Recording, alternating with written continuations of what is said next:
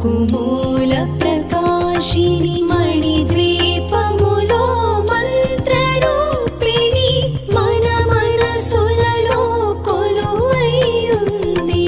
సుగంధ పుష్పాలెన్నో వేలు అనంత సుందర సువర్ణ పూలు అచంచలం బగు మనోసుఖాలు మణిద్వీపానికి మహానిధులు. లక్షల లక్షల లావణ్యాలు అక్షర లక్షల వాక్ సంపదలు లక్షల లక్షల లక్ష్మీ